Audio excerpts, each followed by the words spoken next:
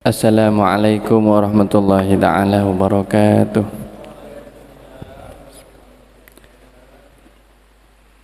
Bismillahirrahmanirrahim.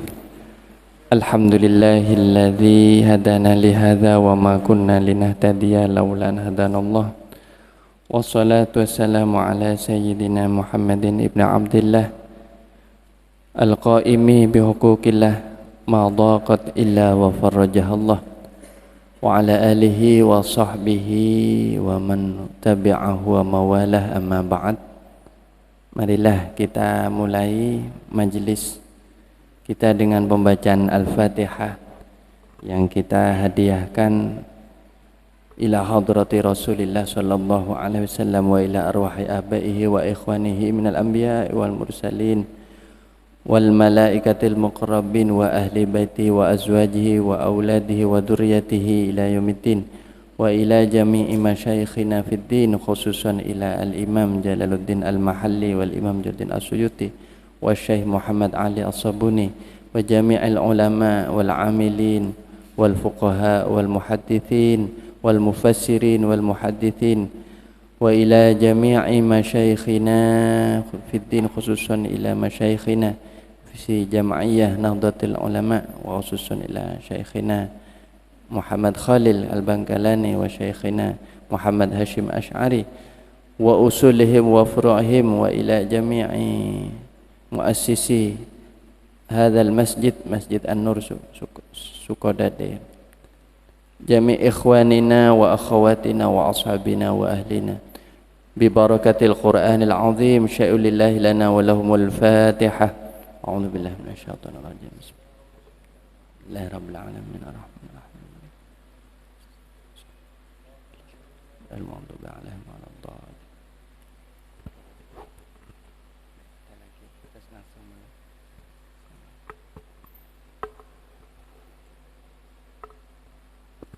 Alhamdulillah wa syukurillah. Sangat bersyukur kehadiran Allah Subhanahu wa taala. Meski pada malam hari ini kajian kita mendapatkan bagian untuk diletakkan ba'da sholat isya, namun marilah kita sempatkan majelis ini supaya tidak libur. Dalam waktu 1 jam sekurang-kurangnya kita menyempatkan untuk mengaji Al-Quran. Bersama-sama kita niat semoga kita dicatat oleh Allah Subhanahu wa taala min ahlil Quran, orang-orang yang mendapatkan syafaatnya Al-Qur'anul Karim. Untuk kajian malam hari ini kita akan melanjutkan dari surat yang kemarin, yaitu surat Al-Ma'un. Kita akan ngaji surat Al-Kautsar, tafsir dari surat Al-Kautsar. Insyaallah secara bertahap surat-surat di juz amma kita akan selesaikan terlebih dulu sebelum nanti berpindah ke surat-surat yang lain.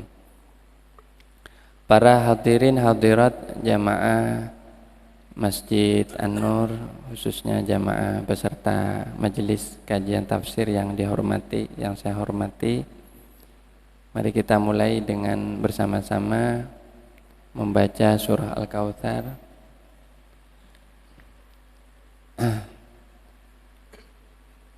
Yang insya Allah sangat mudah kita hafal karena ayatnya berjumlah 3 ayat ya, dan merupakan surat terpendek di dalam Al-Quran.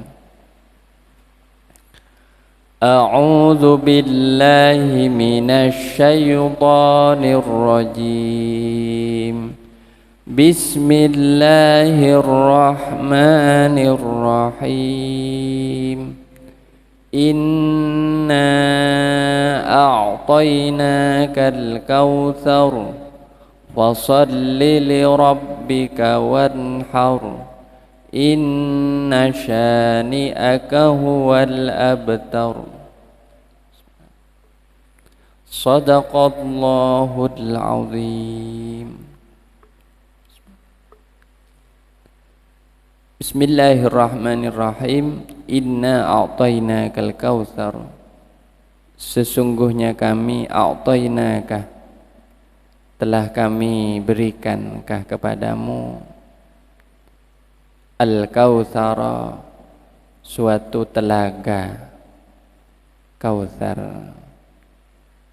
atau sungai Kautsar.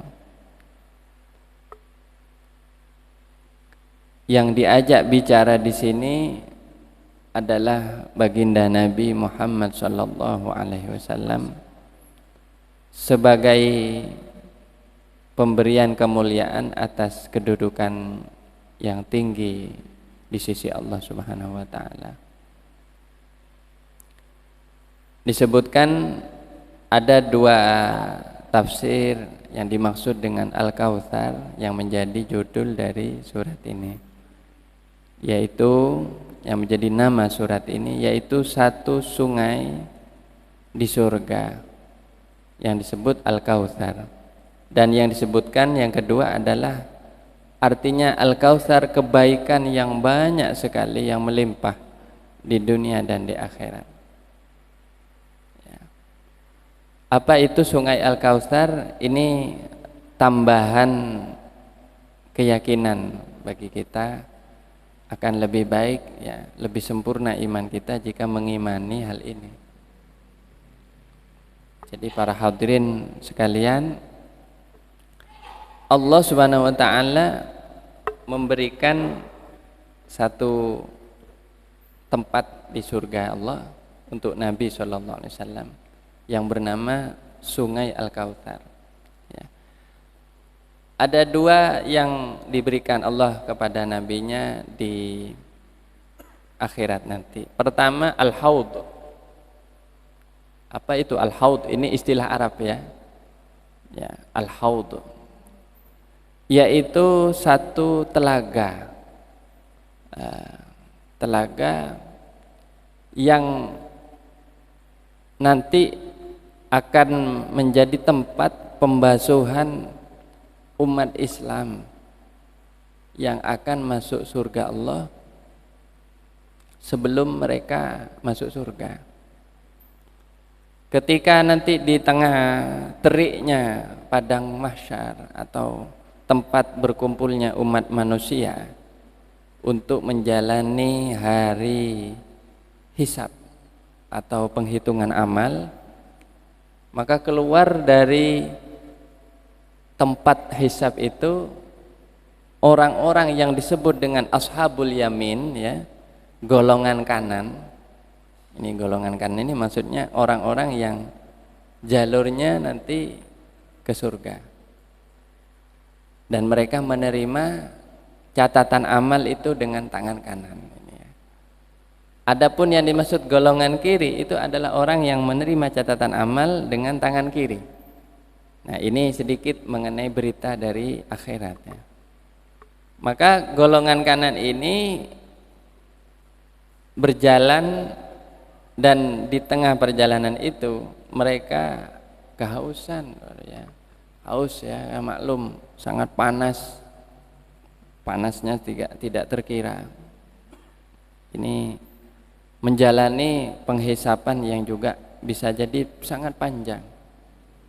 Maka kalau kita diberi rezeki untuk masuk surga Allah, diberi karunia masuk surga Allah, amin ya rabbal alamin, maka orang-orang ahlul jannah itu terlebih dulu akan mampir di dalam haud ini.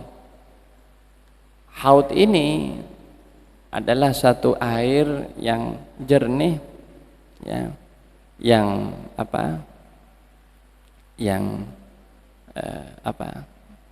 yang diberikan Allah Subhanahu wa taala untuk meminumnya ya. Dan mereka kemudian akan minum di dalam haud ini. Nah, ini haudi Nabi Sayyidina Muhammad sallallahu alaihi wasallam ya. Ya. Jadi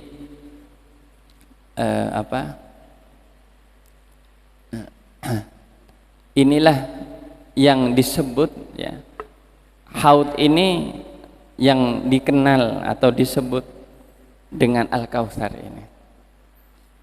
Jadi ya, ini banyak riwayat ya.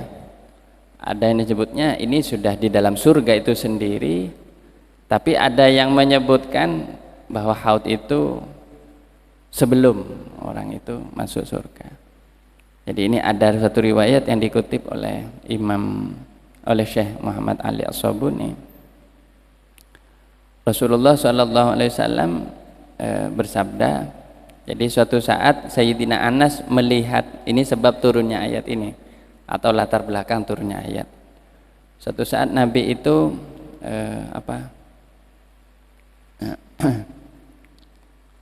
tersenyum waktu sedang duduk bersama para sahabat, tiba-tiba tersenyum. Beliau tertunduk sebentar, tiba-tiba mengangkat kepalanya dan tersenyum. Para sahabat bertanya, apa yang membuatmu tersenyum baginda Nabi? Baru saja turun satu surat, kemudian beliau membacakan Al-Kautsar ini. Kemudian beliau bertanya, tahukah kalian apa itu Al-Kautsar? Allah dan Rasulnya mengetahui, lebih mengetahui. Itu adalah satu sungai. Ya bagaimana? Kita menerjemahkan sungai, telaga, ya. Jadi tidak persis seperti danau sebenarnya, tapi lebih pada sungai. Bentuknya seperti sungai. Bukan seperti dalam arti haud yang asli. Haud itu kalau aslinya kolam ya. Kalau kita mengatakan haud itu kolam. Tapi kalau kolam pengertiannya melingkar seolah-olah ya. Ini tidak, tapi itu sungai. Sungai yang menjanjikan kepadaku azza wa jalla, Tuhanku azza wa jalla. Di dalamnya ada kebaikan yang banyak, itu adalah haud sabda Nabi. Yang nanti umatku akan mendatanginya pada hari kiamat. Ya. Cawan-cawannya, jadi tempat gelas-gelasnya itu aniyatuhu adadun nujum, sejumlah bintang. Ini hadis sahih ini ya, hadis sahih riwayat Muslim. Jadi sangat bisa dijadikan pegangan dalil. Jadi ini berita baik, berita gembira bagi umat Islam ya. Cawan-cawannya itu sejumlah bilangan bintang. Jadi banyak sekali cawan-cawannya di sampingnya itu. Jadi ini mewah ya. Maka seorang hamba Allah itu mengambil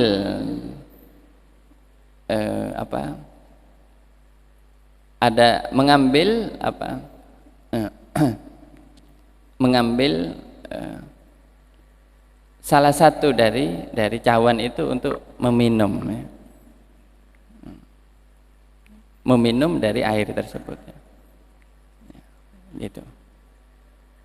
Dalam riwayat yang lain disebutkan, ini cirinya lebih jelas. Saya baca ya, biar lebih terjelas gambarannya. Ya. Huwa, adapun Kautsar itu nahrun fil jannah, adalah satu surga di surga, satu sungai di surga. Ya. Hafatahu min zahabin, dua sisinya itu terbuat dari emas. Wa majrahu, dan tempat mengalirnya alad durri wal yakut, di atas batu intan dan permata. Jadi mengalirnya itu, jadi di bawahnya batu, ibaratnya batu sungainya itu batu intan dan permata yang sangat berkilau.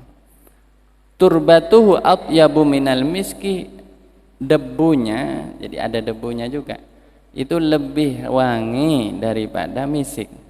Wa ma'uhu ahla minal asal, dan airnya itu lebih manis daripada madu.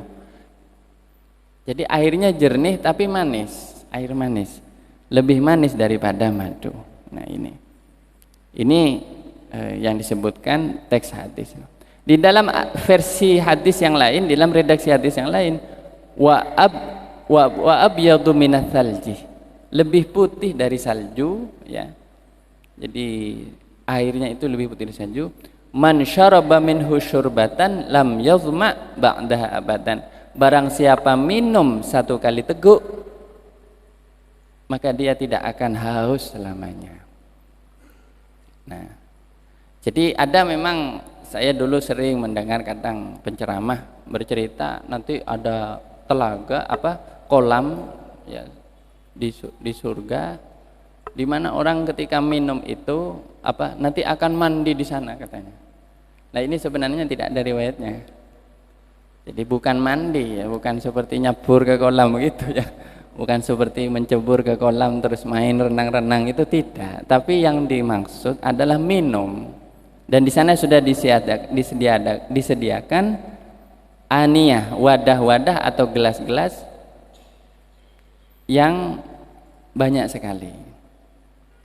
Nah ini haud ini jelas di sini ada hadisnya, taridu alaihi ummati yaumil qiyamah, nanti umatku akan datang kepadanya pada hari kiamat, dan posisinya itu mungkin di pintu masuk surga atau di surga itu sendiri yang paling awal sebelum orang itu masuk dan bermukim di dalam surganya Allah Subhanahu wa taala ya.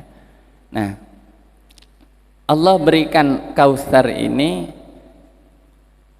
khusus bagi umat Nabi Muhammad sallallahu alaihi wasallam.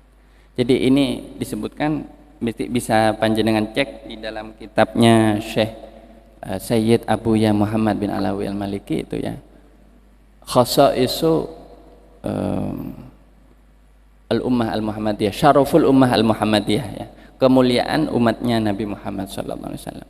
Antara lain yang membedakan dari umat-umat yang lain itu adalah umatnya Nabi memiliki Kautsar. Yaitu karena ini diberikan kepada Nabi Muhammad SAW. Umat-umat yang lain tidak akan minum di sini. Tidak akan minum di sini. Nah, ya. Jadi nanti ada orang yang itu bagian dari umatnya Nabi, itu katanya fayuhtalajul abdu. Itu kayak terputus, bukan terputus ya. Bingung, kesendirian. Kemudian Nabi itu berkatakan innahu min ummati. Jadi pengakuan Nabi bahwa ada orang yang keluar, bukan keluar ya, tapi tercabut dari golongannya umat itu, kemudian nanti Nabi mengakuinya, itu bagian dari umatku, maka dia dapat satu tiket, satu tempat untuk bisa minum dari Kautsarnya Nabi Muhammad SAW. Ini berita ini sekali lagi ya merupakan bisyarah, kabar gembira bagi Nabi Muhammad SAW dan umatnya. Semoga nanti kita termasuk dari orang yang disebut sebagai innahu min ummati. Karena mohon maaf ya Bapak Ibu ya, kalau nanti kita tidak didapat stempel cap umat Nabi, lah kita ini mau jadi umatnya siapa nanti? Maka kita ini mumpung ada di dunia ini harus benar-benar mengakui dan mohon semoga ditetapkan min ummati Nabi Muhammad SAW. Siapa kategori yang dimaksud umatnya Nabi SAW? Itu yaitu orang yang mau menjawab panggilan Nabi, ya, mau mengikuti ajaran Nabi dan mau mengakui Nabi, sekurang-kurangnya mau mengakui bahwa Rasulullah adalah nabiku, ya. Makanya kalimatnya simpel, raditu billahi robba wa bil islami dina wa bi muhammadin nabiyya wa rasulah. Saya ridha Allah menjadi Tuhan saya, Islam agama saya, dan Nabi Muhammad Nabi saya. Lah harus ngaku itu. Kalau ada orang tidak mengakui itu dan belum mengerti siapa nabinya, khawatir ya, belum sampai kepada level dia itu tergolong umatnya Nabi Muhammad SAW. Jadi ini sangat penting ya. Tali pengikat kita kepada baginda Nabi kita sudah diajarkan. Satu, tali pengikat kita supaya kita tetap di dalam golongan umat Nabi SAW, khususnya di zaman-zaman seperti sekarang. Ini adalah sholawat. Tali pengikat kita cuma dua sebenarnya ya. Syahadatain, kita bersyahadat bahwa Rasulullah adalah Nabi kita, ya.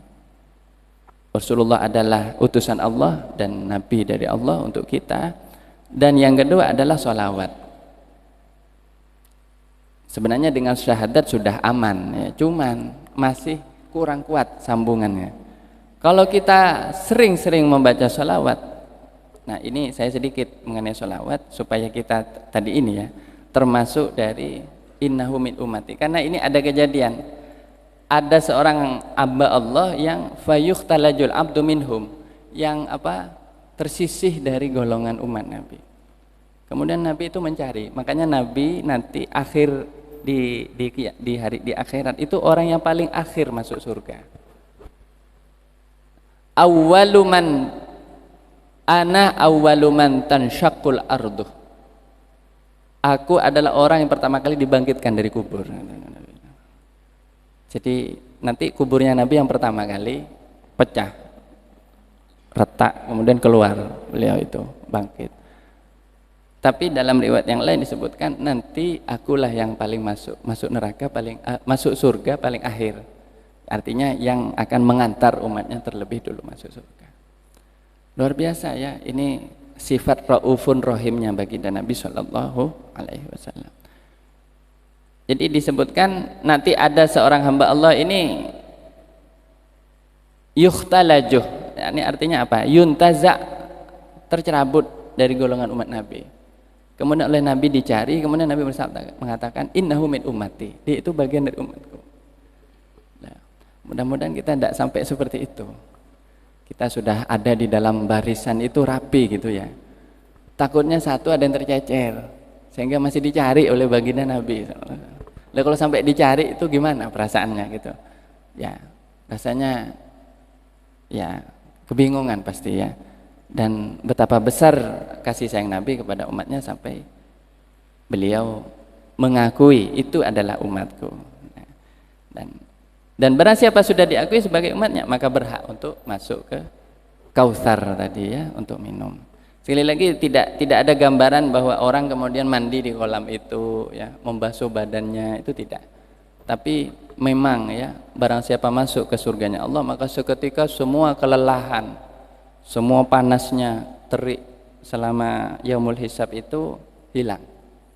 Dan orang masuk kepada telaga itu untuk minum, menghilangkan dahaganya selama perjalanan yang panjang itu. Jadi sekali lagi mengenai masalah sholawat, bagaimana supaya kita menjadi orang yang terus menjadi umatnya Nabi Muhammad SAW. Ini saya sering atau mungkin pernah mengatakan, janganlah kita jadi orang Islam statistik. Di Indonesia itu kan ada namanya Islam KTP. Itu saya tidak setuju istilah itu ya. Karena kalau kita bilang Islam KTP, ada Islam yang beneran, ada Islam KTP. Saya tidak setuju. Kenapa? Bagaimana kita mengukur keislamannya kalau hanya diukur dengan KTP kan gitu? Saya kira itu tidak tepat. Karena itu namanya Islam statistik. Islam yang hanya menurut hitungan orang. Oh di sini berapa orang kakak, orang Islamnya berapa kakak. Dihitung masuk statistik. Di statistik umat Islam sekian juta. Tapi kita harus ingat, belum tentu dari jumlah yang jutaan itu semuanya itu umatnya Nabi Muhammad SAW. Apa ada orang Islam yang bukan umatnya Nabi? Ada. Kalau dia menolak kepada ajaran Nabi. Menolak itu artinya setelah bersyahadat, setiap kali disebutkan nama Nabi Muhammad, ya malas. Nolak, wah saya nggak ada urusan dengan itu. Siapa itu? Nah ini dikhawatirkan keislamannya berubah jadi su'ul khotimah ya. Ya bisa jadi kalau di dalam hatinya itu belum ada keterikatan kepada Rasulullah.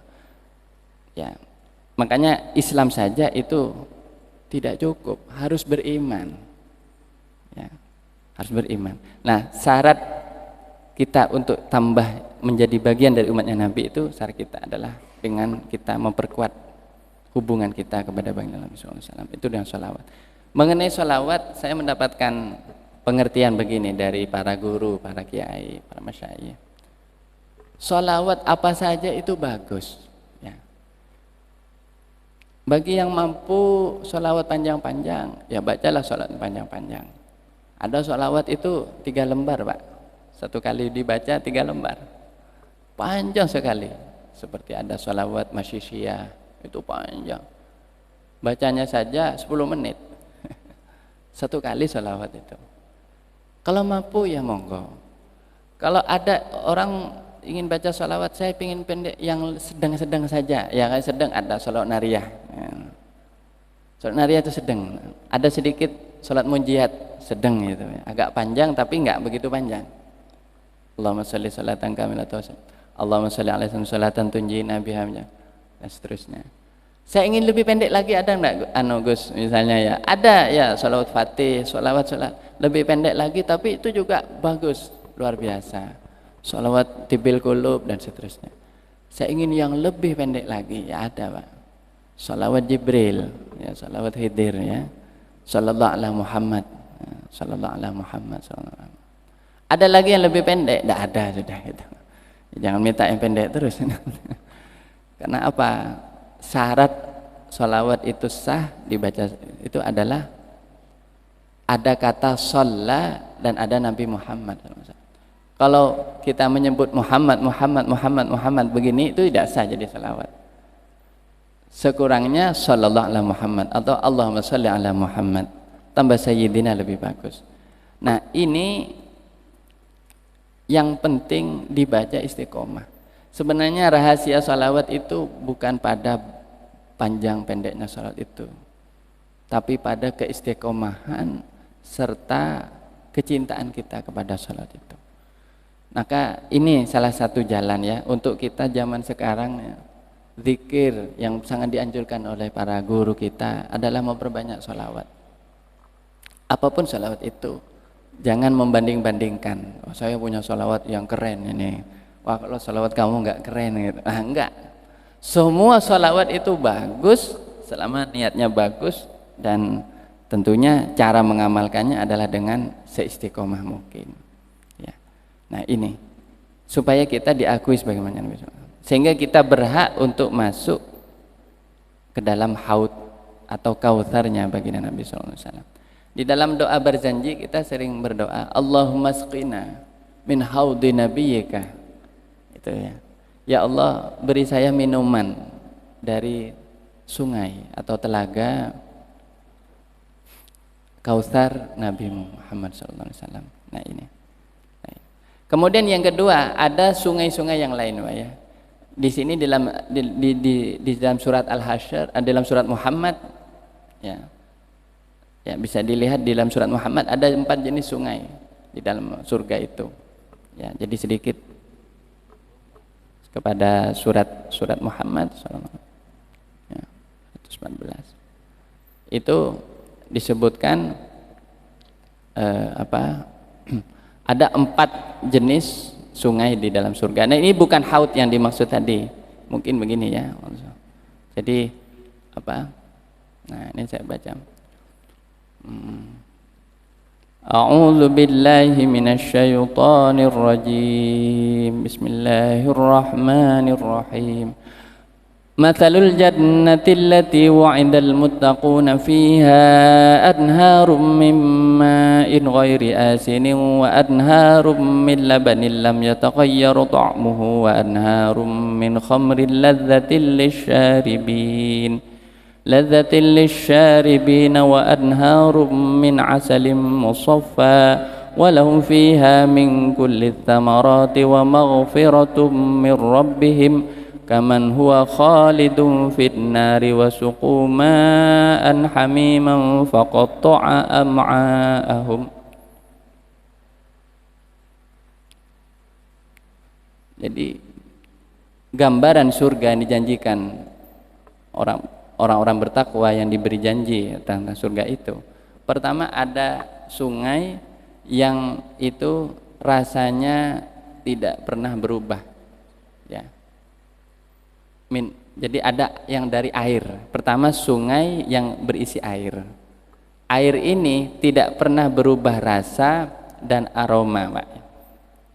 Itu pertama sungai air. Ini sungai surga itu ada 4 macam. Nah, sungai yang Kautsar ini beda lagi, Pak. Makanya ini istimewa sekali. Nah, kalau sungai surga ini umum untuk umat-umat semua orang ahlul jannah nanti. Pertama sungai air ya. Yang kedua sungai susu. Sungai yang ini di surat Muhammad ayat 15 ya.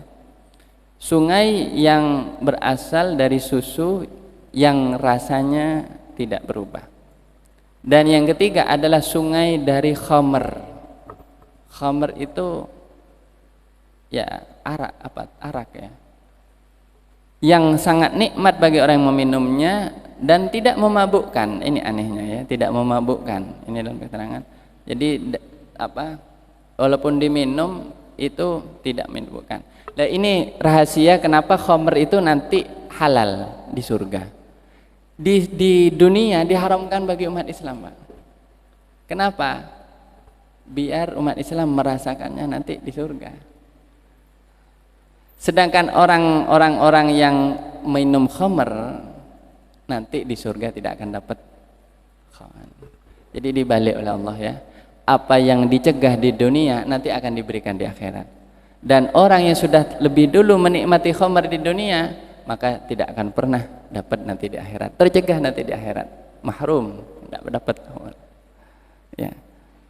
Makanya kita sebenarnya khamr itu ya ada, tapi di surga gitu. Kalau khamr yang di dunia ini tiruan. Jadi ya oplosan.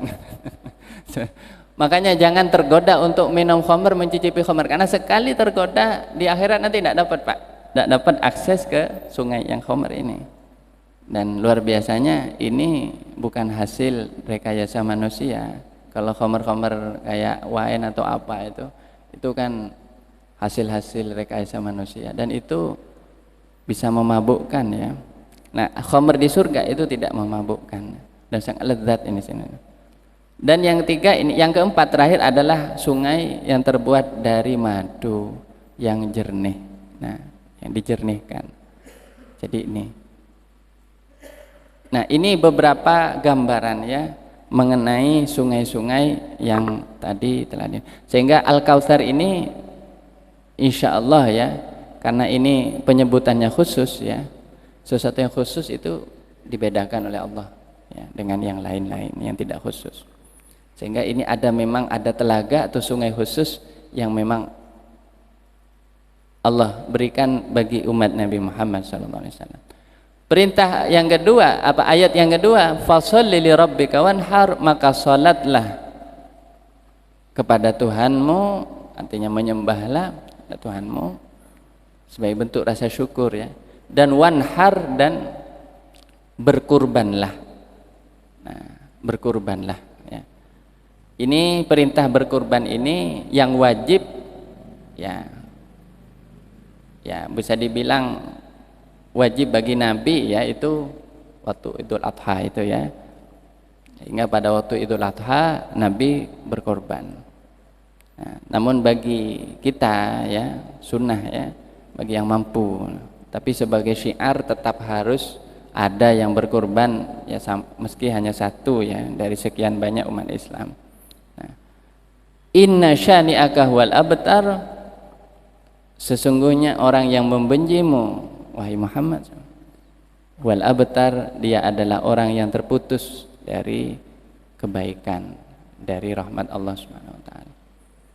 Ada seorang kafir jahiliyah, orang kafir jahili di zaman jahiliyah bernama As bin Wa'il ini. Dia mengatakan, tinggalkan saja Muhammad karena dia adalah laki-laki yang terputus, tidak punya keturunan. Waktu itu Nabi sedang berduka, putra beliau bernama Al-Qasim ya wafat ya. Dan di dalam masyarakat Arab, barang siapa tidak punya keturunan, anak laki-lakinya itu meninggal, itu sangat aib, Pak. Sehingga itu menjadi ujian yang berat bagi Nabi. Nabi punya dua putra laki-laki, Qasim dan Abdullah ya. Dan 5 putri perempuan ya, Zainab ya, Ruqayyah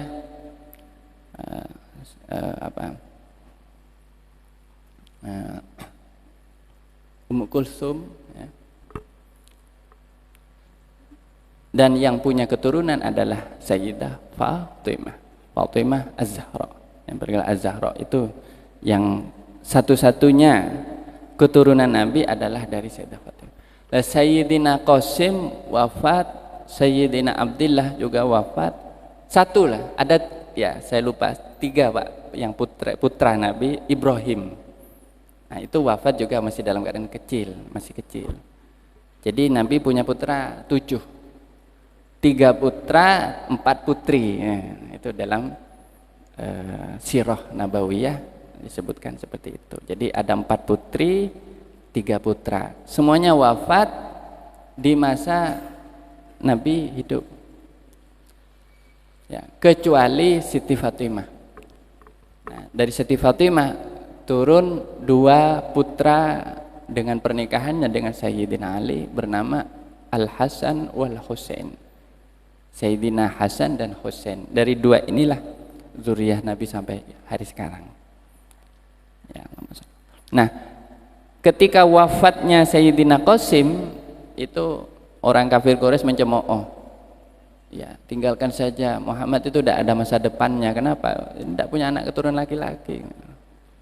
Ya, Nabi bersabar sampai kemudian turun ayat ini. Ya, Allah memberitahukan justru orang yang terputus, yang tidak punya masa depan itu adalah orang yang kafir meski banyak anaknya. Gitu. Jadi jangan kita bangga-bangga dengan anak, karena anak belum tentu semuanya beriman dan bertakwa kepada Allah. Tapi kalau sudah diberi anak yang beriman dan bertakwa kepada Allah, maka beruntunglah.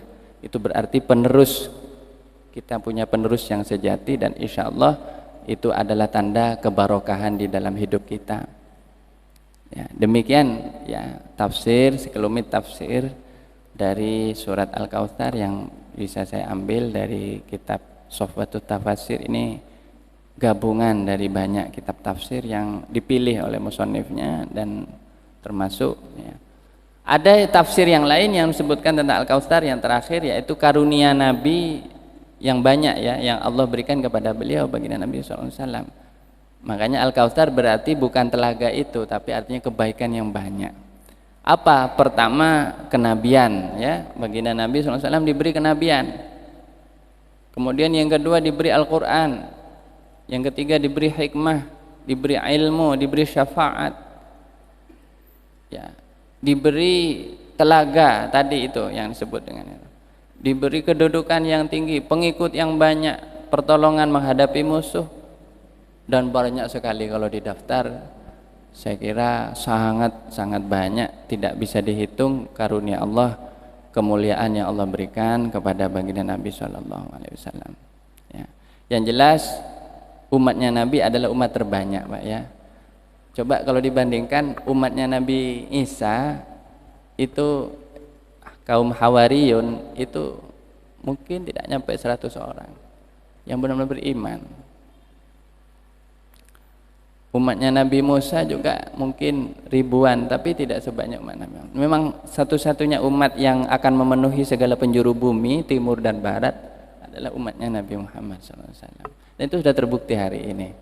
Di Amerika ada umatnya, ada umat Islam, di Rusia, di Soviet, di Cina, semua.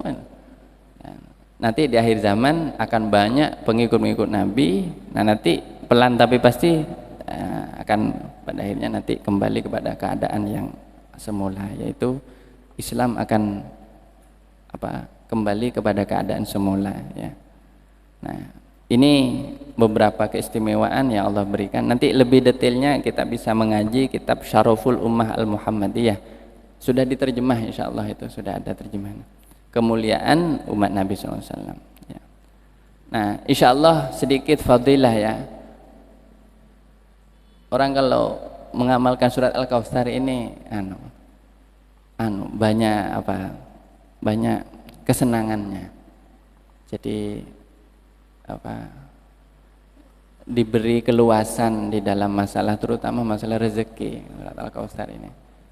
Makanya surat Al-Kautsar ini sangat baik untuk kita biasakan untuk baca kalau dalam kita sedang sholat dibaca ya. Ya, kita tentu minta rezeki yang pertama rezeki batin, karena rezeki batin itu rezeki iman, Pak. Iman itu kalau sudah ada di dalam dada kita, hidup itu tidak susah. Itu.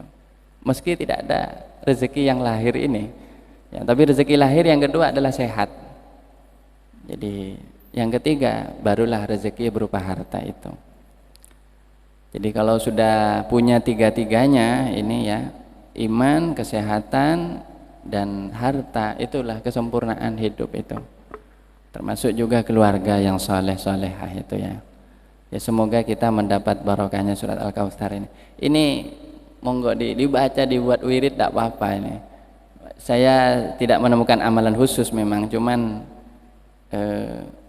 ini bisyarah bagi Nabi, maka insya Allah orang yang mengamalkannya juga akan hidup lebih senang, ya, lebih senang. Karena apa? Melimpah hidupnya, melimpah seperti melimpahnya sungai Al-Kautsar ini, gitu ya. Ya, insya Allah semoga barokahnya. Ya, misalnya. Ya, demikian yang bisa saya sampaikan, karena ini waktu sudah cukup malam. Monggo kalau ada pertanyaan dipersilahkan. Mengenai pertanyaan yang pertemuan sebelumnya, anak yatim itu memang kami menemukan keterangan ya bahwa memang ukurannya adalah baligh. Jadi ada hadisnya itu. Tapi itu riwayat Imam Nawawi dalam kitab Adzkar. Ya, la yutma ba'dal bulu, begini hadisnya. Tidak ada keyatiman setelah baligh. Jadi memang hadisnya itu, dalil ke hadis itu. Cuman hadis itu memang tidak bisa dibilang tidak banyak diriwayatkan oleh kitab-kitab hadis yang lain. Itu sumbernya setelah dilacak hanya ada di dalam kitab Adzkar, satu kitab itu. Jadi dalilnya Kak Disa la yutma ba'dal bulu, begini. Tidak ada keyatiman setelah baligh. Jadi bukan sekadar berdasarkan qaul ulama, tapi ada hadisnya. Jadi ukuran keyatiman adalah baligh. Demikian. Nah, kemarin beliau ada pertanyaan. Monggo yang dari Ustaz langsung dimoderatori. Atau yang lain juga tidak apa-apa ya, walaupun tidak masalah kehidupan secara umum. Ya, kita perlu ngaji terus masalah hidup ini. Monggo. Barakallahu fikum.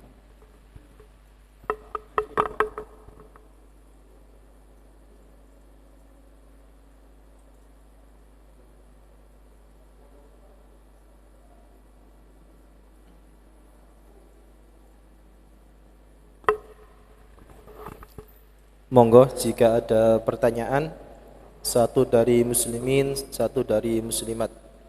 Monggo kami persilahkan.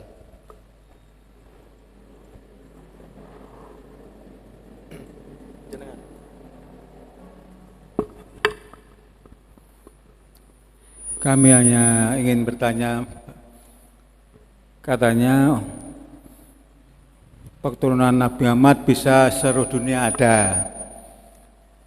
Keturunan Nabi Muhammad itu karena seluruh dunia ada, gitu loh. Apa Habib itu termasuk keturunan Nabi Muhammad gitu, Pak? Habib yang di Indonesia itu, Pak. Habib Risyek sama gitu. Tanya gitu, Pak. Terima kasih.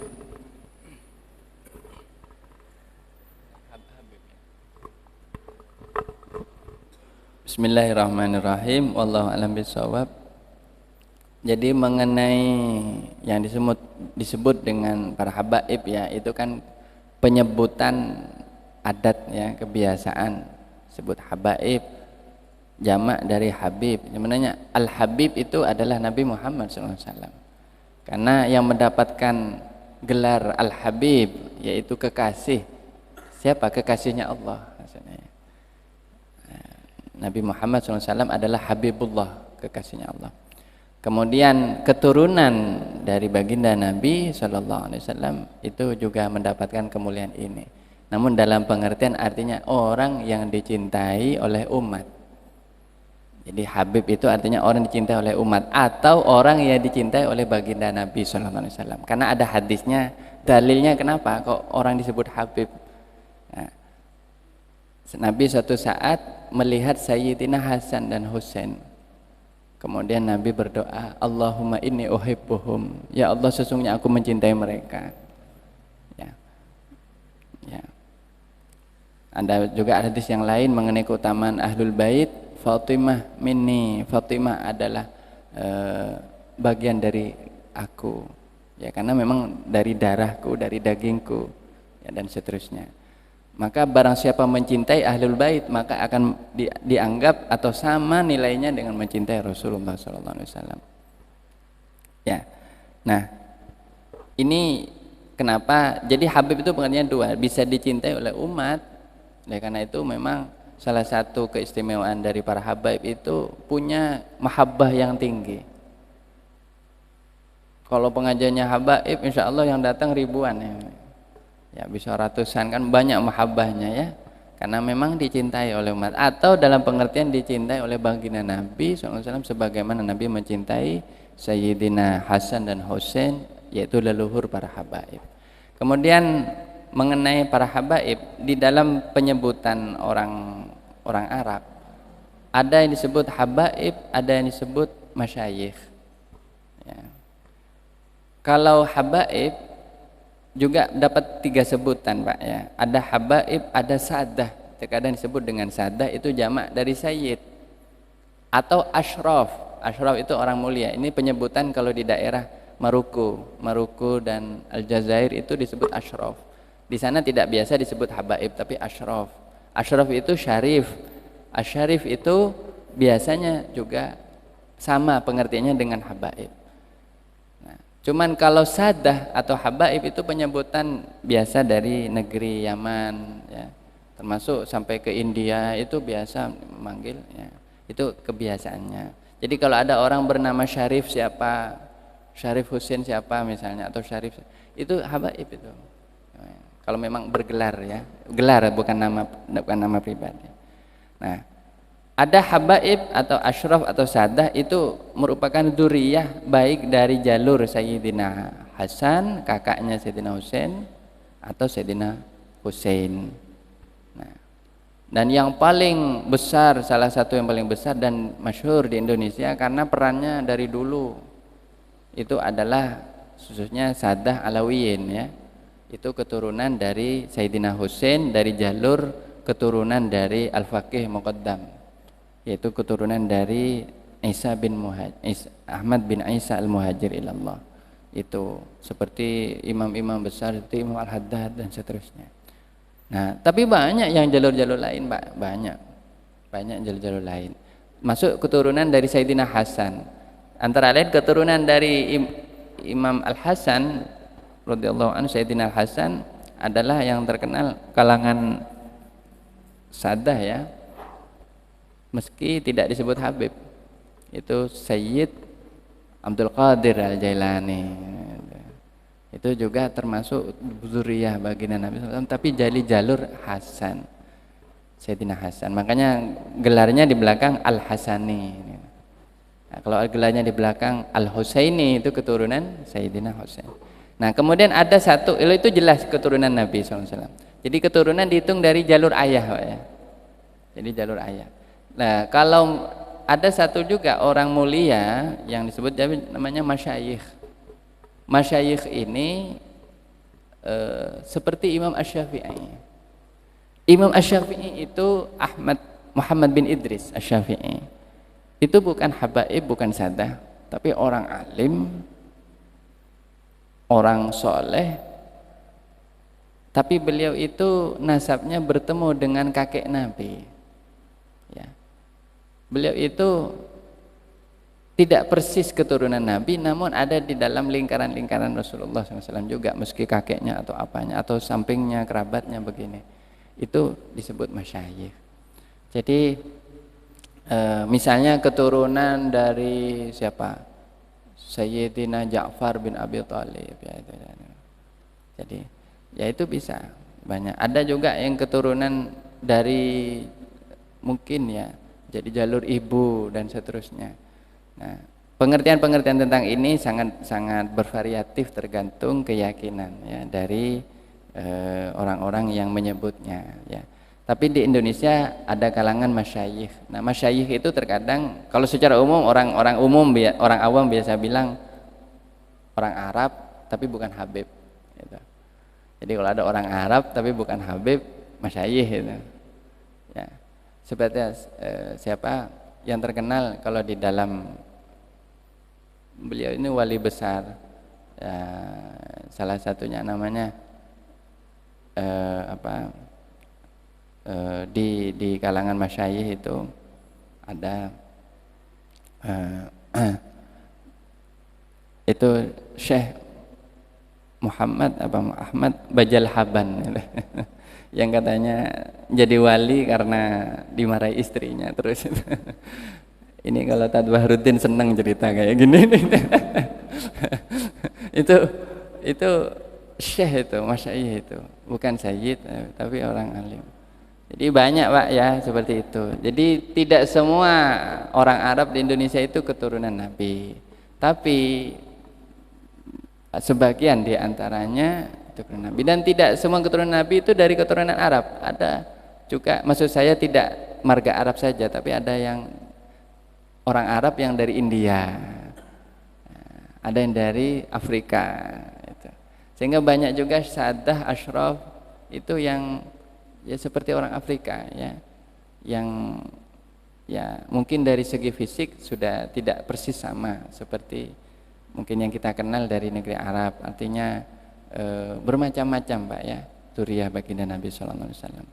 Jadi intinya beliau-beliau itu wajib kita hormati, kita muliakan, karena kita memuliakan leluhurnya yaitu Sayyidina Hasan dan Husain, dan leluhurnya lagi yaitu baginda Nabi sallallahu alaihi wasallam.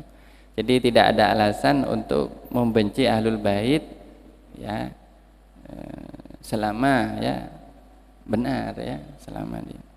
Jadi itu. Jadi kalau selain itu ya enggak tahu Pak, mungkin percampuran mungkin. Karena kalau sekarang itu ya banyak sekali orang-orang yang agak mirip-mirip habaibnya. Tapi intinya orang yang punya sambungan itu ada dua ya. Orang yang punya sambungan kepada Nabi itu melalui darahnya itu. Tapi yang lebih utama, yang lebih utama lagi Pak ya, dalam arti kita semua berpeluang untuk mendapatkan itu, karena ini lebih besar kuotanya lebih besar gitu. Itu adalah ya bukan lebih utama dalam arti apa, tapi maksudnya lebih besar peluangnya untuk kita bisa adalah orang yang akhlaknya paling mendekati akhlak baginda Nabi SAW. Artinya paling istiqomah mengikuti sunnah Nabi. Ini juga disebutkan min ahlin Nabi, termasuk dari keluarga besar Nabi. Imam Nawawi mengatakan alun Nabi, makanya dalam salawat wa ala ahlihi itu bukan hanya dzurriyyah dari darah, tapi juga pengikut yang istiqomah menjalankan sunnah Nabi. Ya, dalam doa yang lain, Allahumma alhiqni binasabih, ya Allah susulkanlah saya kepada nasabnya Nabi Muhammad. Ya, makanya kalau kita istiqomah insyaallah didoakan Pak wa ala alihi itu ya, termasuk dari keluarga Nabi juga sallallahu alaihi wasallam ya. Semoga kita termasuk ya. Jadi kalau kita tidak ada peluang untuk menjadi seorang habib ya istiqomahlah dalam sunnah Nabi, insyaallah sama nilainya menjadi seorang keluarga, bagian dari keluarga besar baginda Nabi sallallahu alaihi wasallam. Ya, min ahibbai Rasulillah, dari para kekasih baginda. Mungkin satu terakhir belum kita tutup dengan pembacaan doa Al-Qur'an. Mungkin ada lagi satu pertanyaan.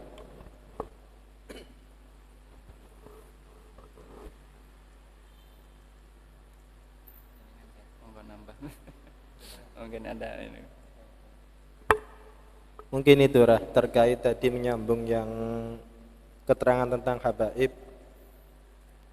Bagaimana tentang kedudukan ayat atau hadis yang menyatakan bahwa istilahnya Sayyidina Hasan wal Husain itu adalah walinya beliau sendiri.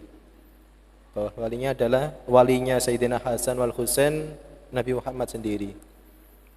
Padahal kalau habaib sekarang kencengnya kan ya jalur laki-laki semuanya seperti itu.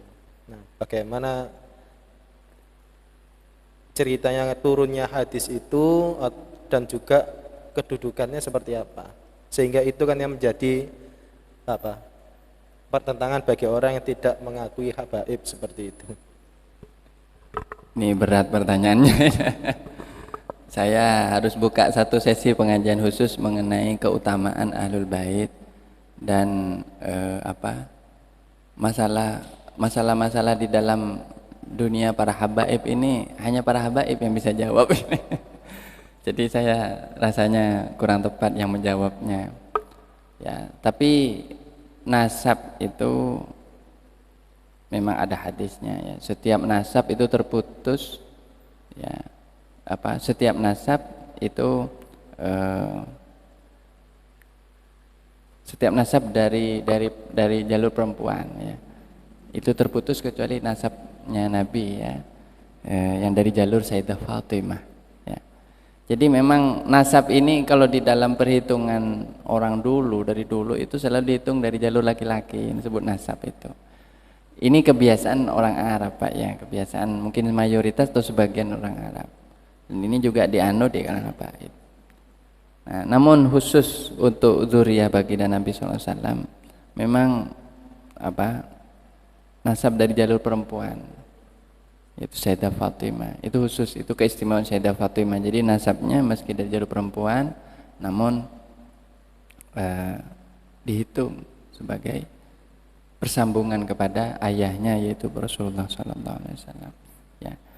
Adapun nasab-nasab selain dari selain itu ya, itu tetap dihitung dari jalur nasab ayah, begitu.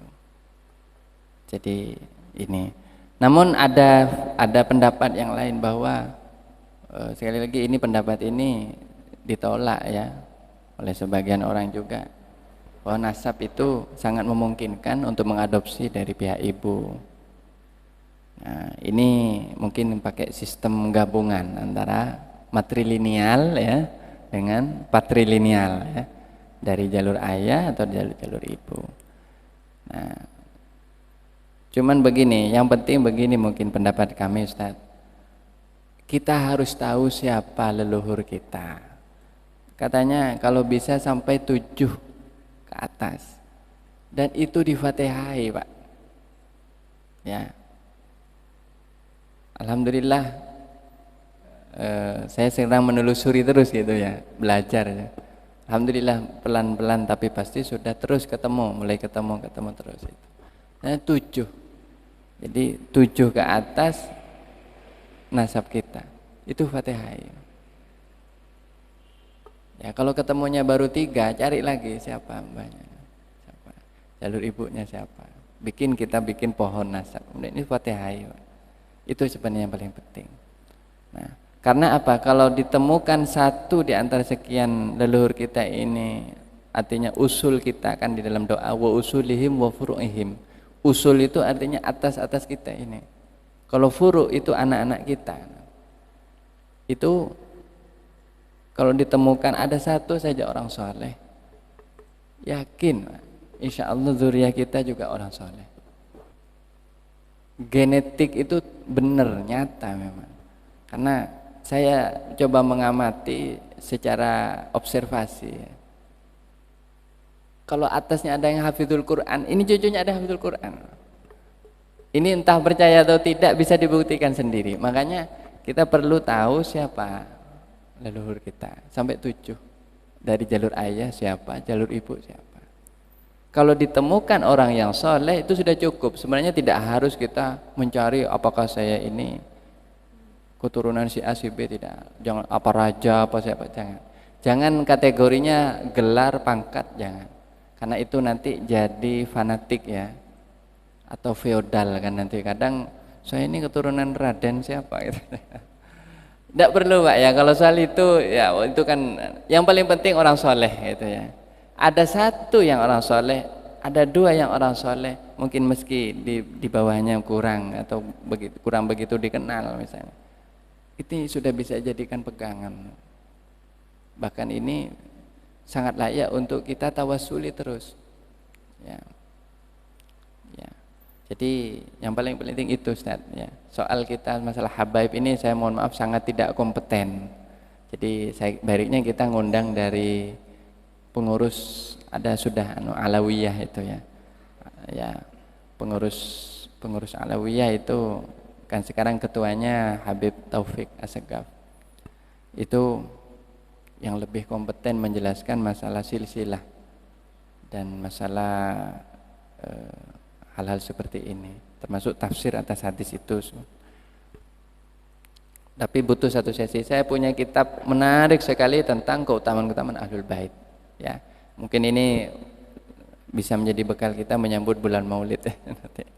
Nanti tidak apa-apa, mungkin satu kali sebelum Maulid ada sesi khusus kajian tentang keutamaan Ahlul Baitin Nabi Sallallahu Alaihi Wasallam. Siapa itu Sayyidah Fatimah ya? Siapa itu Sayyidina Hasan Hussein ya, dan seterusnya. Baik, itu yang bisa kami sampaikan. Oh ya, besok lusa itu ada yang namanya Rebu Wekasan ya. Nah, ini perlu saya sampaikan kepada teman-teman jamaah. Rebu Wekasan ya, Rebu terakhir di bulan Syawal ya. Disebutkan Rebu Wekasan itu katanya Rebu terakhir bulan Syawal itu kita harus berbanyak doa karena di hari itu ya sangat mungkin ya, atau mungkin saja terjadi bala atau turunnya bala di alam dunia.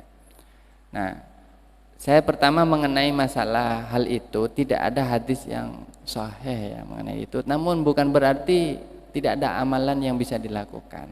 Karena para ulama kita terutama ulama-ulama sufi itu banyak menganjurkan hendaklah di hari Rebu Wekasan memperbanyak kita amal soleh untuk menolak bala itu, sedekah lah ya, membaca wirid-wirid istighfar ya, dan seterusnya. Nanti ada amalan-amalan itu. Namun untuk sholatnya itu tidak ada sholat Rebu Wekasan, tidak ada, itu bid'ah ya. Bid'ah itu artinya sesuatu yang tidak benar ya kalau kita laksanakan ya, bid'ah yang tidak benar yang ini ya, kalau. Jadi jangan kita nanti sholat, saya usolli sholat Rebu Wekasan itu tidak ada. Tapi kalau mau sholat bagus, cuman niatkan sholat itu hajatnya, niat sholat hajat saja. Sholat hajat untuk tolak bala, boleh. Ya. Jadi sama seperti sholat hajat yang lain. Atau sholat sunnah mutlak tanpa ada niat khusus. Yang penting sholat. Nah, karena sholat itu sedikit atau banyak tetap bagus. Intinya jangan sampai ada sholat Rebu Wekasan, ini tidak sah ya, dan ini tidak ada dalilnya. Karena kalau sholat itu harus ada dalilnya Pak ya. Nah soal amalannya itu adalah amalan itu datang dari para ulama ya. Ya monggo kalau mau diamalkan monggo. Yang penting di hari itu ya memperbanyak doa. Kita mohon, nah, makanya habis ini kita doa juga semoga kita dihindarkan dari semua bala ya. Karena di bulan Syawal ini memang Masya Allah, dulu itu orang jahiliyah itu yakin kalau bulan Syawal itu banyak bala ya. Nabi menghapus keyakinan itu ya, bahwa bala itu tergantung kehendak Allah ya, tidak bergantung kepada hari tertentu ya. Nabi menikahkan Sayyidah Fatimah di bulan Syawal. Jadi di bulan Syawal itu terjadi pernikahan. Ini menunjukkan tidak ada apa-apa gitu. Ya. Ya, tapi tetap kita perlu waspada karena apapun itu bisa terjadi. Meski setiap bulan kita tidak tahu, Pak ya. Makanya ya jangan begitu takut tapi juga jangan begitu santai-santai gitu kan. Ya, karena memang kalau sudah ada isyarat dari para ulama, wah hati-hati di tanggal ini bisa jadi ada ini, itu sangat mungkin benar. Kenapa? Karena isyarat itu bisa datang dari petunjuk-petunjuk Allah melalui beliau para ulama-ulama kita itu. Nah ini untuk masalah Rebu Wekasan memang tidak ada dalil yang sahih, tapi tidak ada salahnya untuk diamalkan. Khusus sholatnya, saya ulangi lagi, tidak ada sholat khusus Rebu Wekasan ya. Jadi yang ada adalah sholat sunnah mutlak atau sholat sunat hajat. Ya. Besok hari Rebu ini ya lusa. Ini karena Rebu terakhir di bulan Syawal. Kemudian setelah itu masuk bulan Maulid. Tidak apa-apa Pak, tapi kalau bisa sambung dengan Kemis nanti. Ya. Puasa itu sebulan kan disunahkan 3 kali ya. Di awal bulan tanggal 1, 2, 3, tanggal 12, 13, 14, 15, atau ada yang mengatakan di akhir juga boleh. Pokoknya sebulan itu 3 hari. Tanggal 27, 28, 29, 30. Itu. Jadi ya bonggo bagus. Mau disambung terus, tapi jangan diyakini itu wajib intinya. Sekali lagi yang disunahkan yang jelas-jelas sahih itu hadisnya adalah puasa Senin dan Kamis itu ya. Itu Senin dan Kamis. Dan makruh ya, puasa khusus hari Jumat itu makruh. Misalnya ada orang puasa khusus hari Jumat itu, kecuali disambung dengan Kamis dan dengan hari Kamis atau dengan Sabtu. Penting jangan khusus, bahkan ada mengharamkan itu puasa khusus hari Jumat itu. Karena hari Jumat itu bukan waktu untuk berpuasa. Demikian ya.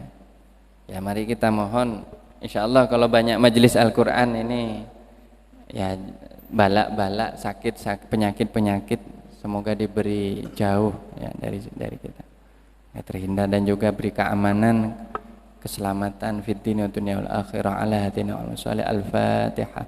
Alhamdulillah rabbil alamin.